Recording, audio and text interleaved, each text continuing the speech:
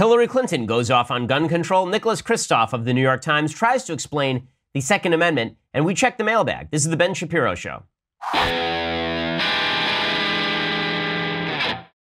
All right, we have a lot to get to here today. We have a particularly full segment of mailbaggery today. A lot of people have written in the mail, and they want their questions answered. And since it is our first week on syndicated radio, we are going to have a lot of opportunity to explore a broader than normal mailbag. But first, I want to say thank you to our sponsors over at BitIRA. So, you've heard all the stuff about Millionaire Next Door and the Bitcoin Millionaire Next Door. But here's the thing. Okay, cryptocurrency is actually a good investment, or at least it can be a good investment. George Gilder, who's one of my economic mentors, a guy who I really believe when he talks about economics, says Bitcoin is the perfect libertarian solution to the money enigma. Now, what you've heard about Bitcoin has been about the volatility, or maybe you've heard about the enormous amounts of money people are making in it. But what Bitcoin really is like gold or silver. It is an asset that the government cannot control and cannot touch. And if you put your money in it, it is a great hedge against inflation and government interventionism. And because Bitcoin is still growing, it could also be a very good investment. If you put your money in and more people buy into Bitcoin, then the Bitcoin prices go up because Bitcoin is based on a limited supply.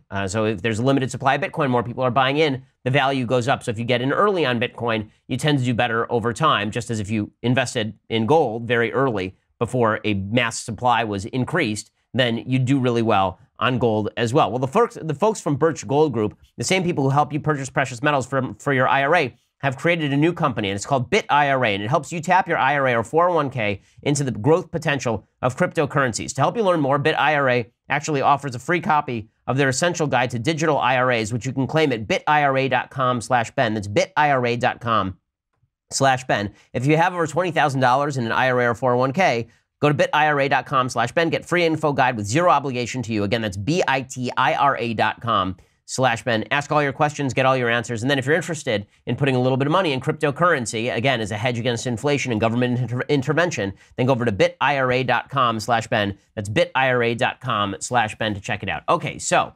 Hillary Clinton is back in the news. Again, she just will not leave under any circumstances. And no matter what, she cannot be pushed out. No one will push Hillary Clinton off. I mean, she's like the Jennifer Hudson in Dreamgirls, right? She is telling you she's not going. We're the best man she'll ever know, and she's not going. So Hillary Clinton is just going to stick around, and now she's going to be talking about gun control. So she is praising the Parkland teens. She's saying they are changing the conversation. This is the great myth of the left, is that the conversation is routinely being changed, even though the conversation is exactly the same as it ever was. Here's Hillary Clinton, the worst candidate in American history who will not leave, still talking about gun control in Parkland. Very exciting to see the movement started by the students from Parkland about taking on the NRA and the gun lobby. So what we've got to do is to say, we're for the assault weapons ban, we're for universal background checks, we are going to hold elected officials accountable, and we're going to vote against those who will not agree with those particular policies. And I think we've got a real shot to defeat the NRA again, but the problem is it never ends. Oh, sorry, I fell asleep. Hillary Clinton was talking, my bad. Okay, so we're back, but she's not the only one who's pushing the idea that the gun control issue is now on the table, and Democrats finally have the advantage because of the Parkland teens. Ooh, the Parkland teens. Okay, so one of these folks who's pushing this idea is Nicholas Kristof, who is one of the worst columnists in America. He writes for the New York Times op-ed page, which of course means that by definition, he's one of the worst columnists in America. The New York Times op-ed page is a trash heap of misery and stupidity. But in any case, here is what he writes. He has an entire column this week talking about the Second Amendment, and it's called How to Win an Argument About Guns. So I thought to myself, well, if Nicholas Kristof knows how to win an argument about guns, maybe we'd better read those arguments, because maybe he's finally given a guide to the left on how they can defeat the Second Amendment agenda. Wow, I mean, maybe he's finally broken the code. It turns out not so much. So here's what he writes. Tragically, predictably, infuriatingly, we're again mourning a shooting, this time at YouTube's headquarters, even as the drive for gun safety legislation has stalled in Washington. Polls show that 9 out of 10 Americans favor basic steps like universal background checks before gun purchases, but the exceptions are the president and a majority in Congress. Now, this alone should make you stop and think, well, why is it that if 9 out of 10 people think one thing, but a majority of people in Congress who are elected by those same people think another thing. Why that disparity?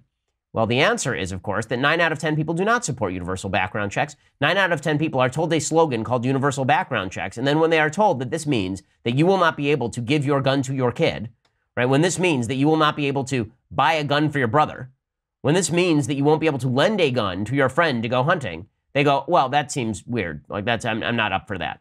So all these polls mean nothing. In any case, Nicholas Kristof continues, usually pundits toss out their own best arguments while ignoring the other side's. But today I'm going to try something new and to engage directly with the arguments made by gun advocates.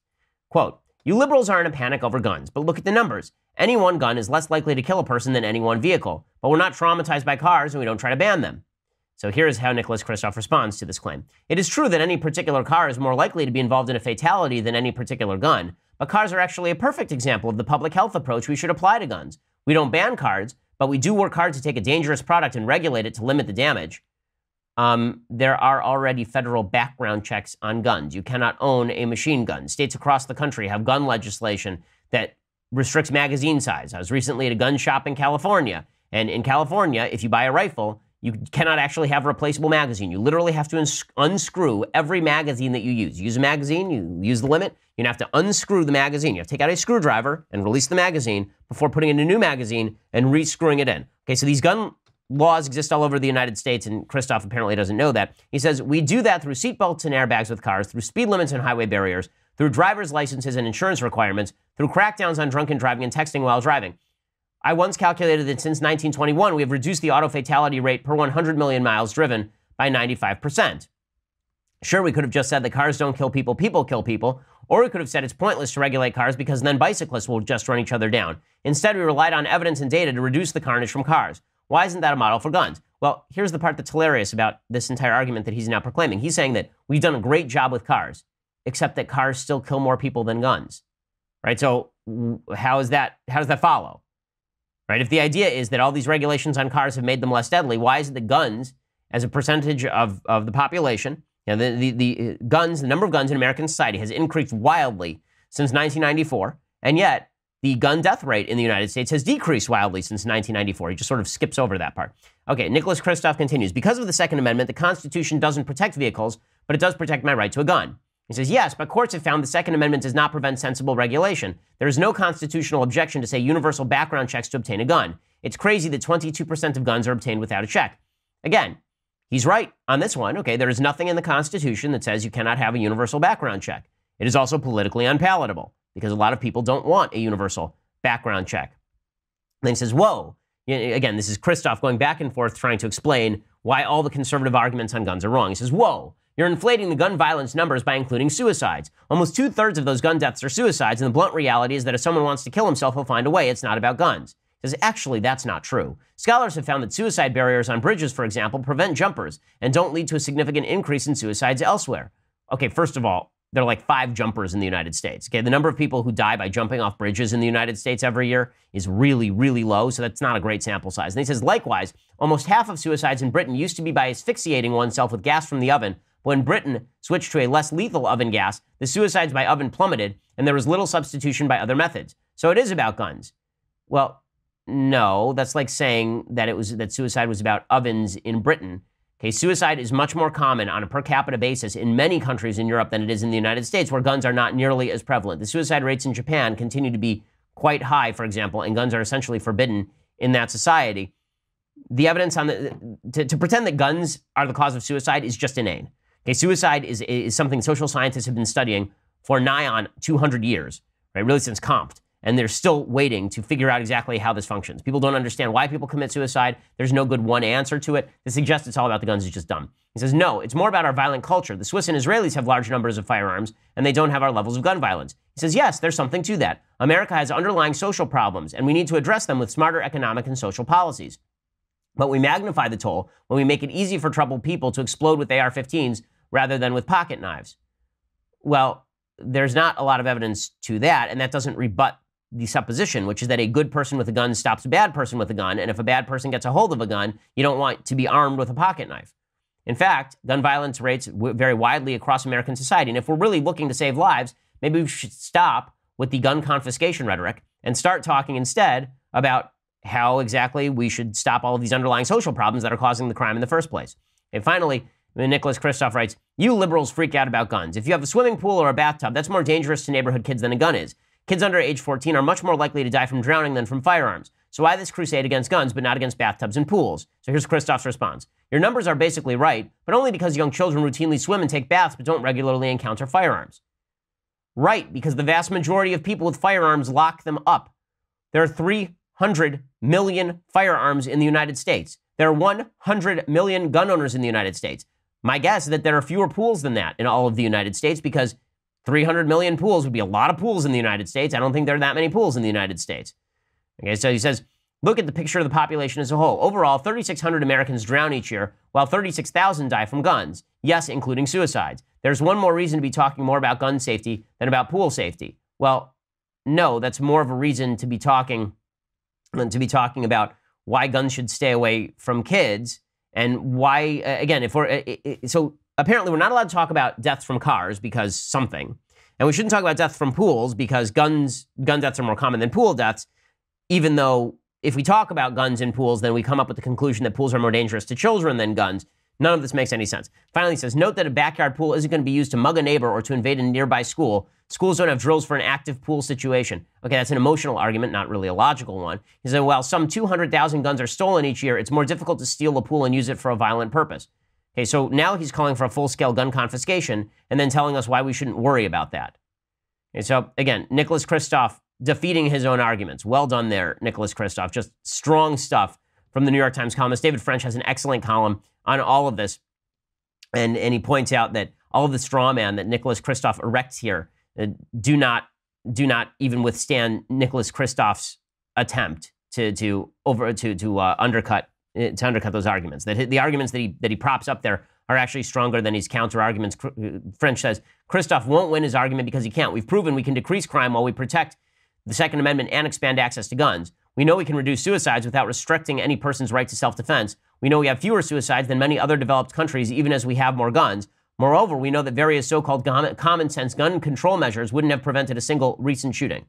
And David French certainly is right about all of that. Okay, so in just a second, I want to discuss the latest over at Facebook, where disaster has broken out yet again, but this time over something that I don't really think is Facebook's fault. First, I want to say thanks to our sponsors over at Skillshare. So Skillshare is the place to go for you to broaden and deepen your resume. Okay, you need to make your skill set better. You do. If you want a better job, if you want to raise the job that you are currently at, you need to go to Skillshare.com and take a class with the experts over there. Skillshare is an online learning platform with over 18,000 classes in design, business, technology, and more. You can take classes in graphic design. We here at the office take social media marketing, search engine optimization. They have classes on just about everything. They're a lifelong learning tool, and it is just great. I mean, I've even taken a class on watercolors just for the fun of it from Skillshare. Join the millions of students already learning on Skillshare today, and we have a special offer just for my listeners. You get 2 months of Skillshare for just 99 cents. So Skillshare is offering Ben Shapiro Show listeners 2 months of unlimited access to over 18,000 classes for just 99 cents. To sign up, go to Skillshare.com/Shapiro. That's Skillshare.com/Shapiro to start your 2 months now. That's Skillshare.com/Shapiro. Again, you get 99 cents, 2 months of Skillshare. It's really a great service, and there's a reason that we have all of our employees take Skillshare classes. You should too. You want a better job? You want to get paid more? This is the way to do it. Skillshare.com/Shapiro also lets them know that we sent you. Okay, so meanwhile, Facebook has gotten itself into some hot water. Why? Because on Wednesday, they said that most of its users who had a specific search function enabled had their profile scraped by third parties. So Zuckerberg said on a call with reporters, quote, we've seen some scraping. Scraping is where companies go into Facebook and they look at your public profile and then they take all the information off of it so that they can data mine on you. He says, I would assume if you had that setting turned on that someone at some point has access to your public information in some way. The setting he's referring to is one where users let other users search for them by email address or phone number rather than just by name.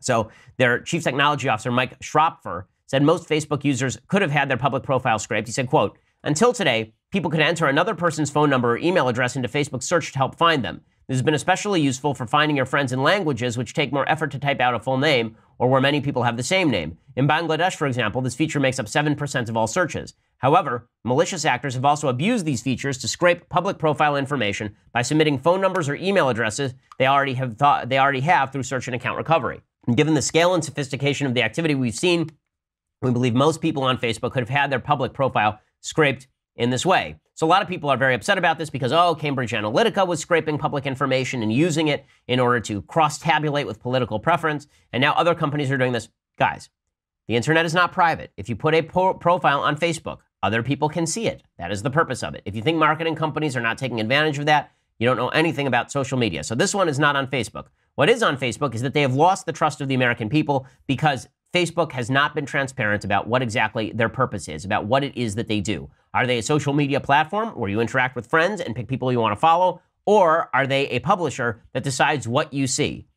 If they're going to act like this kind of panopticon company that is going to expose all of your information to various sites and then also going to dictate what it is that you see, then you feel a little more boxed in than if we say, listen, you have a profile, you put it up there, it is what it is. If people take it and use it, that's their problem. But at least you get to see what you see and interact how you want to interact.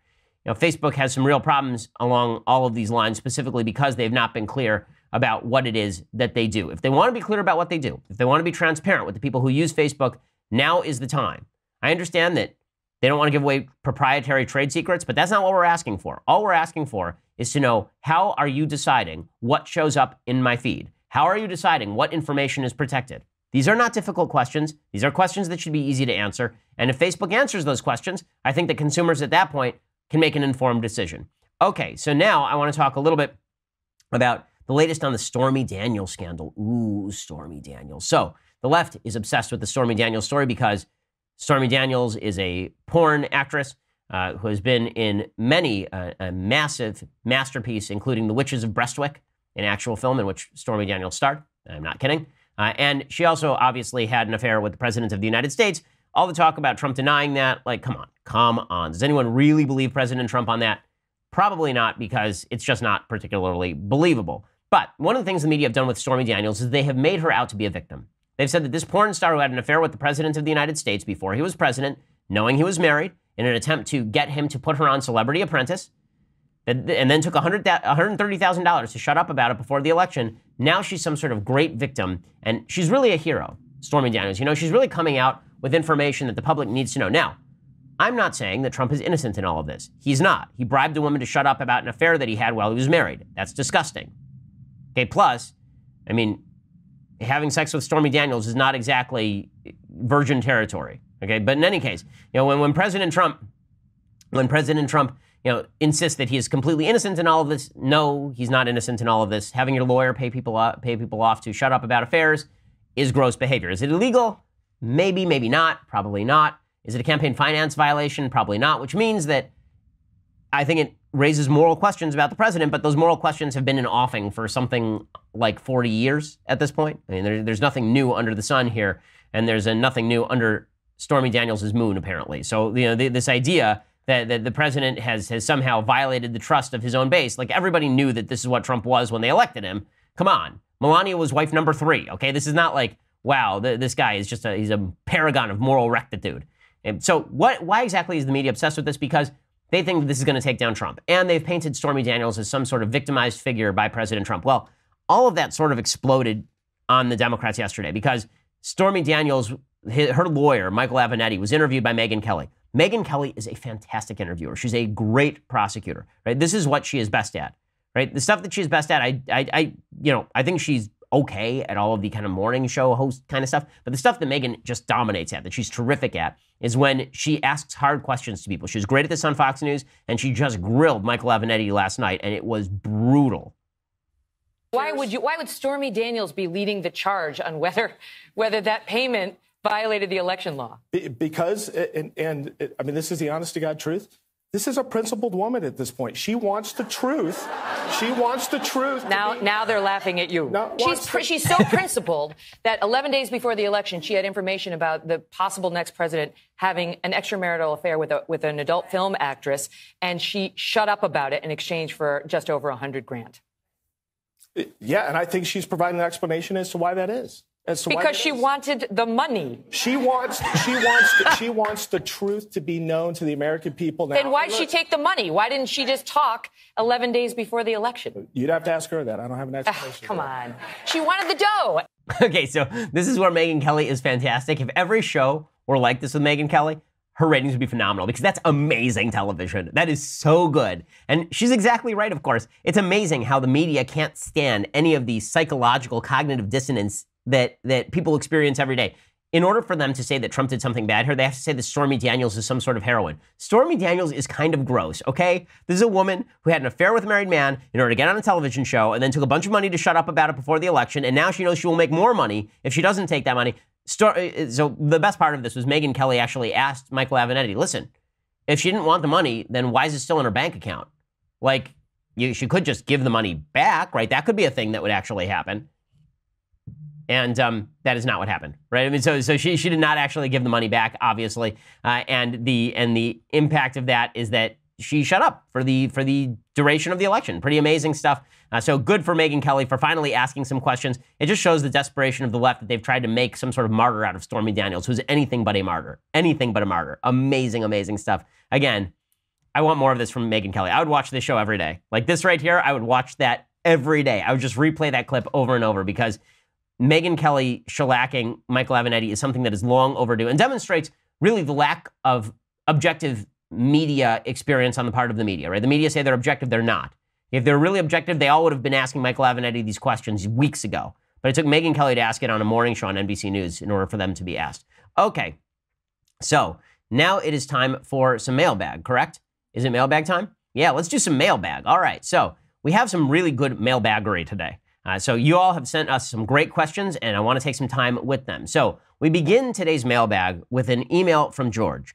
George is a young guy who apparently lives in Sacramento, and he writes this. Hi, Ben. I'm the guy in the Al Jazeera Plus video that went viral over the weekend in connection with the Stephon Clark protests. I was wondering if there was any suggestion you could give me on how best to respond. I'm an avid fan and subscriber. Okay, so here is what the video looked like. Here's what the video sounded like. And I will explain to you what exactly is happening in the video. I'm looking at it as we do the show, and now I'm going to explain to you what's in it so that you can actually hear what's going on. So what it looks like is a young white guy is in a BMW. He pulls up to a route that has been blocked off by protesters. These protesters are protesting after the death of Stephon Clark, who's a black guy who was shot to death under what would be extraordinarily refuted circumstances in Sacramento. The police were chasing apparently a black suspect through a neighborhood. They ended up in this guy's backyard. This guy was just out back on his cell phone, and they shot him to death for no reason.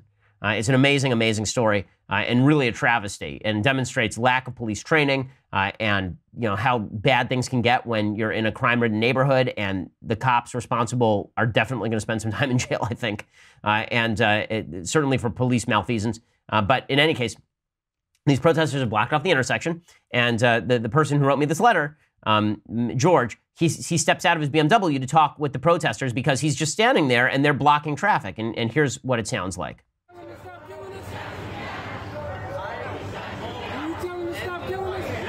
He says, you can tell by the way he answered all the people yelling at him. He says, do you honestly expect this medium of protesting is going to serve your purpose well? Do you truly believe that? He said, I'm not going anywhere. And then they're all yelling at him, You're crazy. We're not going anywhere. This bleep crazy. You can't go nowhere, man. And then he says, I don't at all dispute or invalidate or devalue anything you're trying to do. And then a guy yells at him, if your brother got killed, then you'd be saying different. He says, my brother did get killed. Okay, and the other guy says, well, if you were shot by police for no reason, then it would be something different. He says, you have every right to voice what you're doing. But what I'm getting at is you have sidewalks. Right? And they're yelling at him and they're screaming at him and they're saying that he's a terrible person. He's saying, I can't speak, right? You're not even letting me talk and make my argument. And they all start talking about how he's a racist. Yeah, they're saying, you shaking. Come on, bro. Just hop in your sweet car. And people are telling the media not to pay attention to any of this. So this went viral, and Al Jazeera says, was this a meaningful conversation, or was this guy just trying to exercise his white privilege to get home? Okay, so let me start by asking a question. Is it a white privilege to get home? Is that a thing now? Like, why is it a white privilege to get home? I wasn't aware that it was a racial thing if you want to get home. Like, seriously, I don't understand why that has anything to do with white privilege. So the argument here is apparently that he is a racist for even objecting to the streets being stopped, presumably without a permit. Because if there had been a permit, there would have been street signs directing people around the protest.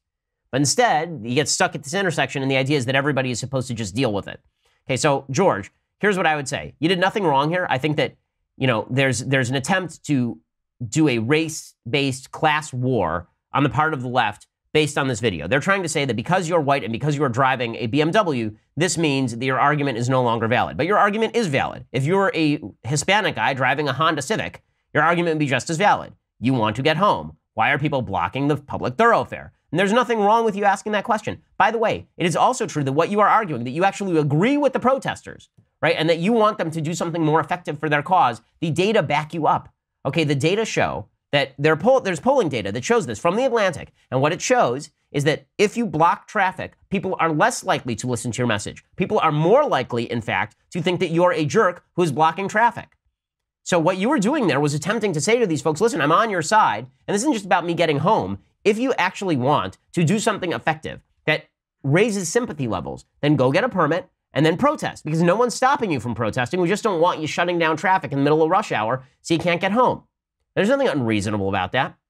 And by the way, it is worth noting that when people say, well, Martin Luther King, he shut down highways.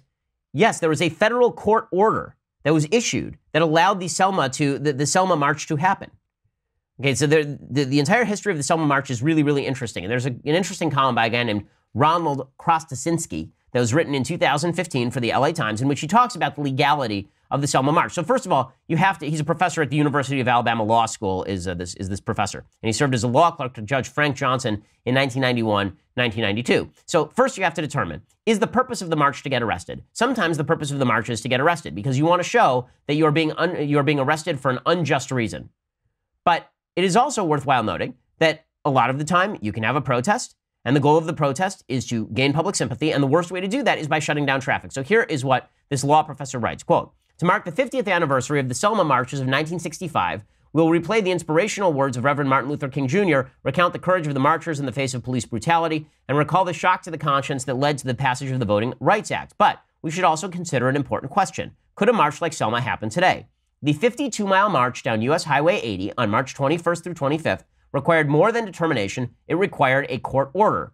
After Alabama state troopers and local sheriff's deputies attacked the 600 people crossing the Edmund Pettus Bridge on Bloody Sunday, March 7th, the Southern Christian Leadership Conference went to federal court on Monday. They asked for an immediate injunction ordering Alabama state officials to permit the march to proceed. They didn't get it, but U.S. District Court Judge Frank M. Johnson, Jr. scheduled a hearing for later that week. In the meantime, he ordered the SCLC not to march from Selma to Montgomery. King was under tremendous pressure to proceed, even if doing so might land him in contempt of court. In the end, what did King do? He respected the court's order, and so on Tuesday, marchers crossed the Edmund Pettus Bridge, but then returned to Selma. After a 4-day hearing, Johnson held the march could proceed, and then they were protected by federal troops all the way. Okay, so King abided by the law because he understood.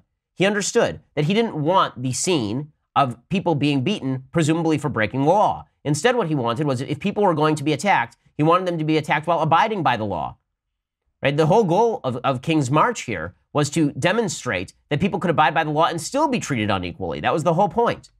So the question here is, number one, what are these people protesting? Are they protesting police brutality? Are they protesting for new police procedures? That's one thing. If they are protesting, however, the idea that the police are generally racist or that America is generally racist, and then they're going to shut down traffic to do it, I do not understand the logic of that. So, George, your question was, how should you best respond? I think that you should write all of this. I think that you should write a letter, an open letter, saying, here is why I was talking to the protesters. I was trying to help them. It wasn't just about me getting home. I was trying to recommend that they pick a better way of doing this so that their message is better heard and more concerted, and then I can join them because I'd like to stand out there and march with them, but I can't march with them when I'm stuck in my car. I can't just leave my car there, right? So what I would like is a scheduled march at a legal time and place that I can join, because that will also be the most effective, with a message that I can join in too. Not saying the police are systematically racist and systemically racist without evidence, but saying that the police need new procedures, that we need to figure out how best to educate cops, that these sorts of mistakes don't happen in the U.S. military. When they do, they very often end with a court-martial. So, again, the real travesty in that video is nothing that was done or said by you, George. The real travesty is the people who are standing there shouting at you that you're a racist because you're asking a serious question, and the people who are on Al Jazeera claiming that it's white privilege for you to even ask the question. As though a white person couldn't march with black people. There were white people who were marching with MLK in Selma. And I'm sure that there are white people who will march on behalf of Stephon Clark, as they should, because that shooting is egregious. Okay, other questions from the mailbag. Sarah says, hi, Ben. Has there ever been a time in history the Democrats were actually a good party? I can't say that Republicans are great right now, but we do carry the moniker Party of Lincoln as well as a few others. Does the Democratic Party have a highlight like that we as conservatives can look back at and say, oh, why don't they go back to being like that? Also, are there any books that give a balanced history about the history of both parties you might recommend? Thanks for being awesome. Well, Sarah, I appreciate it, and you're welcome for being awesome. But here's the answer about the parties. It's very difficult for me to say that the parties overall are great or bad. There are certain policies that parties have embraced in the past that are very good. So the Democratic Party, for example, did embrace the civil rights movement. They did it a little bit late, but they did it.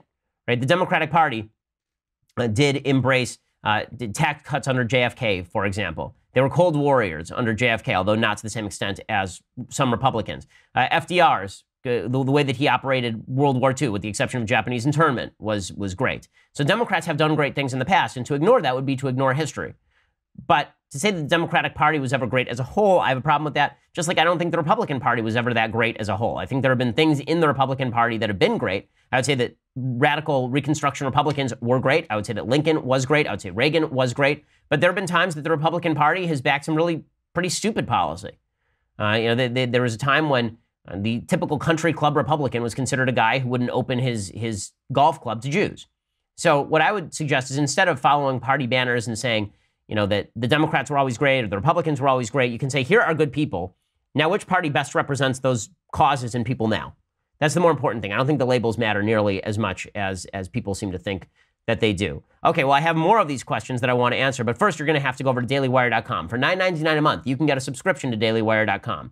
When you do, you get the rest of my show live, you get the rest of Klavan's show live, you get the rest of the Michael Knowles show live, plus there's an episode of The Conversation coming up on Tuesday. Andrew Klavan will be answering all of your questions live, like as in you go on Daily Wire, and if you're a subscriber, you type questions into the chat box and he'll answer your questions. Anyone can watch at YouTube or at Facebook or on our website, but you can only watch on our website and ask questions if you go to dailywire.com and you become a subscriber. It's $9.99 a month. For $99 a year, you also get the magical Leftist Tears hot or cold tumbler, so better price, and you get the mug. So check that out. We are the largest, fastest growing conservative podcast in the nation.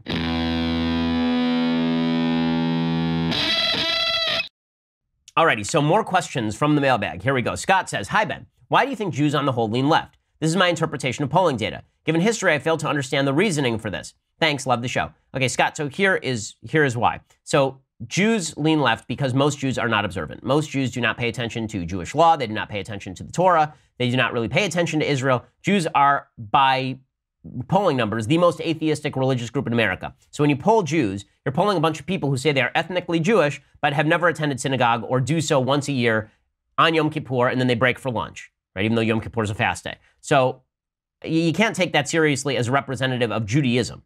So when you say, why do Jews vote left? For the same reason that most ethnically white people living in major blue states, in major blue cities, lean to the left with high levels of education and an upper class income, right? That's the description of the normal non-religious Jew. That's reason number one. Reason number two is that there are a lot of Jews who think that the best way, so the reason that Jews have been active in leftist movements like socialism historically is because socialism promised that it was going to get over anti-Semitism. Jews who were living in Tsarist Russia were victimized by anti-Semitism on a regular basis. Now, as it turns out, socialism in the Soviet Union didn't cure that, right? Anti-Semitism continued to be a thing. Right? Jews were still dramatically victimized under the USSR, but there were a lot of Jews involved in the socialist movement because they thought that if we could see each other as a brotherhood of man and get beyond religion, then maybe Jews would finally be treated with Enlightenment equality. That, of course, did not happen. Plus, there are a lot of Jews who react to Christians with a certain level of antipathy, which I think is not justified by Christian behavior, at least in the modern era. I think that there are a lot of Jews who go back 100 years, and they say that a lot of anti-Semitism was driven by Christians, and so why would we ally with Christians now? Whichever party is more pro-Christian is the one I'm not going to be a part of. Again, this describes why secular Jews are anti-Republican and anti-right. It does not describe why religious Jews are, because religious Jews aren't. The dirty little secret is that Orthodox religious Jews vote about 70-30 Republican. Okay, Timothy says, hi, Ben. I'm a senior in high school, and I wondered what protections or rights you think animals should have. What is your view on animal conservation? Do you think it serves any purpose? So I'm in favor of animal conservation. I think we should be saving as many of the endangered species as we can because we are given the earth to guard and cultivate, even biblically speaking. As far as what rights animals should have, they have the right against excessive cruelty. I don't think anyone should be cruel to animals. As far as meat eating, it seems to me that from what I've heard from my wife anyway, she says, and she is a doctor, as you may know, she says that the that the human body does require a lot of the nutrients in meat, so that is a reason for meat eating out of necessity. But the idea that animals should be cruelly treated, I think, is forbidden by virtually every major Western religion.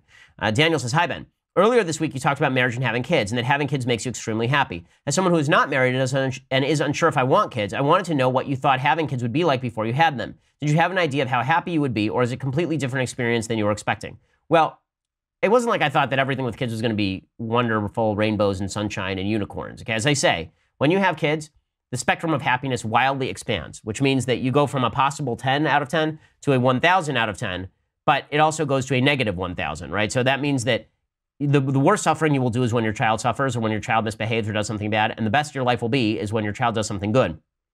But you should have kids because having kids makes you a better person, and because I think you have an obligation to contribute as a solid thinker to the betterment of humanity through the next generation, creating a next generation of people who will help preserve values that matter.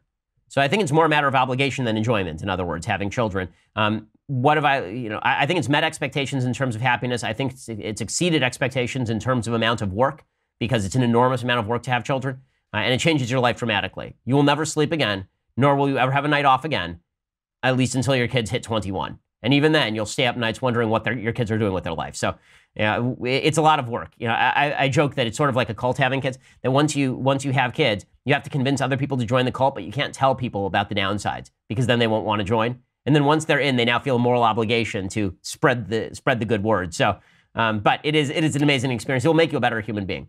Okay, more questions from the mailbag. Spencer says, what is your perspective on the 17th Amendment? Many modern conservatives, including Mike Lee, believe the direct election of senators has resulted in a severe diminution of state power and contributed to the massive expansion of the federal government during the 20th century. Do you share this view, or are you more sympathetic toward the 17th Amendment? No, I definitely share that view. I know Zell Miller, the senator from Georgia who recently passed away, he was a big advocate of changing the 17th Amendment so that it was elected by state legislators. The reason for that is because when you directly elect senators, then they become your federal representatives, as opposed to being people who are standing there in favor of the state's interest.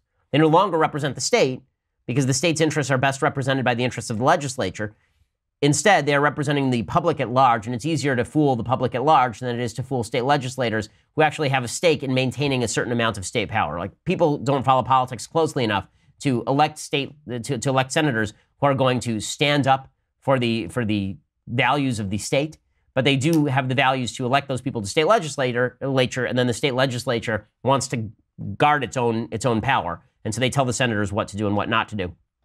Lucas says, as someone who has never been spanked, I've always held that spanking children is counterproductive and teaches them to abstain from behaving badly, not out of moral understanding, but out of fear of physical punishment. In addition, children who are spanked by parents are more likely to physically hurt other kids. Still, many conservatives hold that spanking is good practice. What is your stance on spanking? So we do not spank. I am not a big fan of corporal punishment. And when I was growing up, it wasn't that my parents had an ideological boundary against spanking. I think I was spanked maybe once. My sister was spanked maybe twice in like her entire childhood. And a couple of my sisters weren't spanked at all. The only time I think that it is appropriate to spank, honestly speaking, the only time I think it is appropriate to spank is when your kid is doing something dangerous. So if you have a 3-year-old who's continuing to run into the street, and you say, don't run into the street, and the 3-year-old runs in the street, and you say, don't run into the street, because you will get hit by a car, and the 3-year-old runs into the street, I think it is appropriate as a physical deterrent to say, if you run into the street, you will get a potch. And then open palm butt, I think, is the proper way to do it. I know there are others who disagree, but I think this is the proper way to do it. But the only time to do it really is literally the same way you would with an animal, to train an animal not to run into the street, right? And that's all it's for. For moral suasion, I'm not a huge fan of spanking, because I think that kids then don't know the reason why they're doing what they are doing. And kids should learn to obey you without you having to threaten them with physical punishment. There are other forms of punishment that you can use. Like, we're constantly saying, like, my daughter knows that if she disobeys, I say, sweetheart, if you do this, then you're violating the rules. And the rules say you have to get a punishment. Right? I don't even have to tell her what the punishment is, and she immediately starts crying. Like, she knows that she doesn't want the punishment. And usually the punishment is something pretty anodyne. Usually it's something like, you can't watch TV tomorrow, or you're not going to have any sweets this weekend, something like that. And then you have to stick with it, right? If you actually punish the kid, there has to be an actual punishment that attaches. You can't keep playing chicken with the kid, because then the kid knows that if they cry a little bit, they get what they want anyway after being bad. Wyatt says, hi, Ben. I'm a West Texas high school junior attending Central High School. Currently, I'm taking all advanced level courses along with one period devoted to helping a teacher grade papers, take roll, etc. Throughout my years in high school, I've noticed the majority of students in my advanced classes are more inclined to agree with the left on politics and other issues. I've also noticed that those in the regular classes tend to agree with the politics of the right. I want to ask why this is. In my mind, I feel there's a distribution should be the opposite, as statistically speaking, the members of the right are generally more educated and wealthy. Thank you for reading this. I hope your answer will help. I think the reason why it, frankly, is because one of the ways that you do well in school is by listening to teachers. One of the ways you do well in school is by mirroring what teachers have to teach you, not by mirroring what your parents think. And so many of our schools are dominated by teachers who are to the left that this is a problem. I think also that people who tend to consider themselves highly educated, there's a high correlation between higher levels of education, PhDs, college graduates, and being of the left than among people who are just partial college graduates, for example. It doesn't always line up with the earning power, but the studies that I've seen tend to show that higher levels of education tend to make you more of the left because you tend to feel that you can control society, that if only you, the greatest and wisest of all beings, were to control society, society would be better. Example, when I went to Harvard Law School, which is, of course, the left's favorite institution, when I went there, the first day, Elena Kagan, who is now on the Supreme Court, was the dean. And she brought us into a room. It was a mahogany, beautiful room, 500 students all sitting there. It's our orientation. We're all really excited to be there. And she says, listen, you've heard a lot about how Harvard law is really tough. You've heard a lot about how the competition here is really brutal. Well, I'm here to tell you, you've already won the competition, right? You're in. That means you're getting a job. You're not going to have to worry about anything. And more than that, we have, I think at the time it was 4 out of 9 Supreme Court justices, or 3 out of 9. We have 30 senators who've gone to Harvard Law. You, one day, the people in this room will be the rulers of the universe. You will be ruling the world. And so what you learn here is what you're going to rule with, basically. That's a pretty dangerous message. But that is also the message that is being pushed to people who go to institutions of higher education, and they believe it, because when you're smart, you believe that you should be able to control people who are less smart. And one of the things that's great about the founders is that they realize that there will always be someone smarter, and those people will always try to control you. So we need to set up an institution of checks and balances to prevent that sort of control from ever taking place. Jake says, hi, Ben. I think Moses is considered above other prophets to Jews, but our prophets after him, Elijah, Malachi, Jeremiah, considered as prophets, or just great teachers like Rambam, like Maimonides. If they are prophets, when do Jews believe the cycle of prophets leading the people stopped, and why? Thanks, Jake. So the answer is that in Orthodox Jewish canon, the cycle of prophecy essentially stopped with, I believe, around the time of Ezra, the scribe. The idea is that God sort of withdrew his presence. He sort of hid his presence more in the universe. Maimonides has a very interesting take on this in Guide to the Perplexed. He says that essentially we lost access to prophecy because we stopped being able to access our reason in the same way, that we don't have as many cultivated people now. And if we were to cultivate ourselves, then maybe prophecy would be opened up to us again, but nobody would ever be a prophet like Moses. But that's a controversial perspective. The era of prophecy ended, and according to traditional Jewish perspective, it ended because the Jews essentially rebelled against God so many times that God withdrew his presence a little bit to let the Jews have the brunt of it, sort of. That's a very blunt, that's a very basic way of understanding it. John said, hi, Ben. I'm a daily listener and a huge fan of the show. My question comes from last week's mailbag when you said you were in favor of mandatory vaccination. I agree they should be mandatory due to positive externalities, but who would fit the bill as it is now a mandatory purchase? Would it be the consumer, a like-mandated auto insurance, or would it be covered by our taxes, or would it be something in the middle where low-income persons are covered? Keep up the great work. Thanks. Well, I think that it would probably be, if people can't afford it, then we help out with some sort of redistributionist program because it is mandatory. But if you can afford it, then you should be paying for it because, again, it serves your child as well as it serves other children. Like, you get in what you get out. I have a takings perspective. The Richard Epstein book, Takings, is really good about this. Basically, what he says is the government can tax you to the extent it provides you services in return. And this would be one of those things, right? It mandates that you spend money on a mandatory vaccine, and it's like car insurance. You got to do it because it has externalities. Justin says, Ben, do you believe the Democratic Party is truly done with Hillary Clinton, or should we expect to see more of her in the upcoming years? I think she's toast. I think she just won't leave, which is not quite the same thing. Michael says, Ben, of these 3 composers, how would you rank them? Hans Zimmer, Howard Shore, John Williams. John Williams, Zimmer, Howard Shore. The only reason that Howard Shore isn't ranked higher is because his only great score, really, is Lord of the Rings. He has a bunch of kind of okay scores. Hans Zimmer has a bunch of very good scores. I think he has a couple that verge on the great. John Williams, of course, has a bunch of great scores. Michael says, hey, Ben, I'm currently finishing up my thesis for my undergrad. I chose to conduct my research on how Publius thought federalism should work as he presented the state-national relationship in The Federalist. I read several critiques of The Federalist. I was wondering if you have a favorite and why. I also heard your wife is a doctor. Is that true? It is true, Michael. As far as The Federalist, the thing you should read really is the Anti-Federalist papers, which are a great critique contemporaneously of the Federalist Papers. Also, there's a great book on the history of political philosophy edited by Leo Strauss, and it has an entire little essay on the Federalist. So check that out. It's really interesting. Okay, Ashley says, "Hi Ben, can you recommend any reading about the fabled platform swap that took place between the Democrat and Republican parties? It's hard to find a good source out there that isn't completely biased. I believe Dinesh D'Souza's written about it. I've written about it as well. And also, stay tuned because I will have a book coming out in the near future through Daily Wire that will be a refutation of all the leftist myths that are out there, like 101 leftist myths debunked. This is one of them, so we can check that out. Okay, so should we get to things I like and things I hate? Okay, let's do some things I like and some things that I hate. So things I like. I've done a lot of Passover stuff this week. And so I've decided that it is time to do an Easter thing. So the greatest Easter movie, maybe the only really great Easter movie of all time, because Passion of the Christ really isn't about Easter, it's about Good Friday. But the greatest Easter movie of all time, of course, is Ben-Hur. That doesn't mean it's the greatest, maybe I should rephrase. The greatest movie that has Easter in it is Ben-Hur. Okay, maybe there are better Easter movies that are like about King of Kings or something and that actually tackle just Jesus' story. But this movie ends, of course, with the Easter crucifixion of Jesus. And it ends with the crucifixion of Jesus, and his blood washes away the leprosy of Ben-Hur's family members. The movie itself is just a masterpiece. The original. Don't watch the remake, obviously. The original with Charlton Heston is an amazing film. William Wyler was the director. And this, of course, I'm about to show you, is one of the great scenes in movie history in which Ben-Hur is in a chariot race with Messala, who is his kind of lifelong former brother figure, but now enemy. And Messala is trying to kill him. He's got blades on the spokes of his wheels. So here's what this looked like.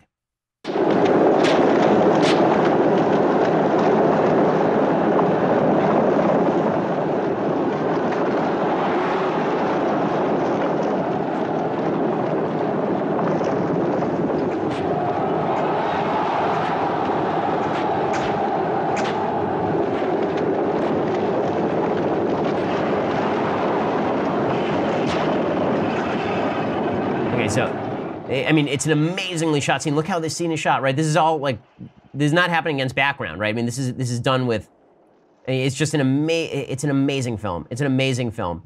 And it is, of course, the great classic epic. It's so good. And this particular scene, it cost a fortune to shoot.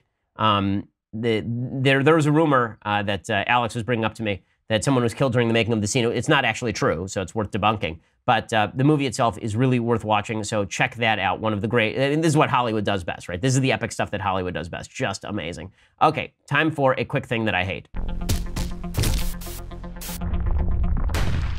So it is amazing whom the left will continue to trot out. So they trot out Hillary Clinton to talk about gun control, even though no one likes Hillary Clinton. And now they are trotting out Dan Rather to talk about how to avoid fake news, which is an amazing thing, right? Dan Rather was ousted from his job in 2004 because he insisted that a letter that was put out, it was false, it was manufactured, about George W. Bush's service in the National Guard, showing that he had actually gone AWOL, this is in the middle of the election cycle, was actually true. It was forcibly debunked by the internet. Dan Rather stuck by it. He ended up losing his job over it. And now he is on the Young Turks, of course, talking about how to gauge fake news. It's pretty incredible stuff. Here's Dan Rather. Number one, understand that trusting a news outlet does not mean they're perfect. No one's perfect. It means they tell you when they screw up. Number two, don't rely on just one news outlet. Number three, don't rely on just the news to understand an issue. Read books, find the experts. Okay, so here's the thing. I actually agree with all the advice that Dan Rather gives here. Right? We can stop there, but I agree with a lot of the advice Dan Rather gives. The question is why you can't find a better spokesperson for this than Dan Rather. Like, I've said a lot of the same things. And again, I think what Dan Rather is saying here is fine. But the left attaches to its people and will not let those people go, no matter how bad they are. This is why you should go see Chappaquiddick this weekend. Like, really, if you want to see how bad it can get before the left will still not let you go view Chappaquiddick and see what Teddy Kennedy did and still survived politically. I mean, the guy was elected 1,000 times in Massachusetts and was considered the Lion of the Senate after leaving a woman to die at the bottom of a river. It's still an amazing, amazing thing. Okay, final thing that I hate. So Larry Kudlow is the new National Economic Council chair for President Trump. And in that role, he is essentially backing Trump's plan on a lot of this stuff. I think that what he's trying to do is convince Trump that Trump's actual economic policies can be turned toward a more free market way. That's the sort of nice version of what Larry Kudlow is doing. But Larry Kudlow came out and he backed Trump's war on Amazon. I just think this is not correct. I think the president's intent here is to develop a level playing field between online retailers and land-based retailers with respect to taxes and other issues. I think that's his intent. Create a level playing field. There's always been confusion. Positive steps have been made in some cases. The Supreme Court's going to make a ruling very soon on this that will, again, move towards the level playing field. There was a time when we wanted, the United States, as a matter of policy, wanted to protect nascent internet businesses by keeping down the tax burden, but that time is long gone. So I just think the level playing field is the best way to look at that. But should the president be the one who is out front on this, tweeting like he has? I mean, the president of the United States. President of the United States, the president of the United States, do. If he wants to tweet, he's going to tweet. That's the way it works. Okay, again, here. this is really dumb. Okay, so what Kudlow is saying here, where he's saying that Trump just wants a level playing field. Okay, if you really want a level playing field, call for an end to state sales taxes. But Amazon is paying the state sales taxes in all of these places, right? If they are mandated to pay state sales tax in 45 out of 51 jurisdictions in the United States, including Washington, D.C., they're paying the mandated sales tax in those states. And what Trump is really doing here is he's mad because he thinks that Amazon is killing brick and mortar retail shops because they're undercutting them. You know why? Because Amazon is a better company. Sorry to break it to folks, but it's more expensive to run brick and mortar than it is to actually just send you stuff through the mail. Okay, I've known this for years. I'm one of the hypocrites who goes to the bookstore that I love, views the books online, finds the one that I want. I'll go to the bookstore, I'll look at it, and then I will take out my phone and I will see how much it costs on Amazon. If it's like a $3 difference, I'll just buy it at the bookstore. But if it's a $10 difference, I'll buy it on Amazon. Right? I'm not going to spend extra $100 just to go to a brick and mortar shop. I'm not sure why I should have to. And I don't see why it's the president of the United States' responsibility to make me as a consumer pay more just because he has a fondness for brick and mortar when consumers clearly don't. I'm not going to subsidize brick and mortar as a consumer. Why should I subsidize it as a taxpayer? Okay, well, we will be back here on Monday with much, much more. Have a wonderful weekend. I'm Ben Shapiro. This is The Ben Shapiro Show. The Ben Shapiro Show is produced by Mathis Glover, executive producer Jeremy Boring, senior producer Jonathan Hay. Our technical producer is Austin Stevens, edited by Alex Zingaro. Audio is mixed by Mike Coromina. Hair and makeup is by Jesua Alvera. The Ben Shapiro Show is a Daily Wire Forward Publishing production. Copyright Forward Publishing 2018.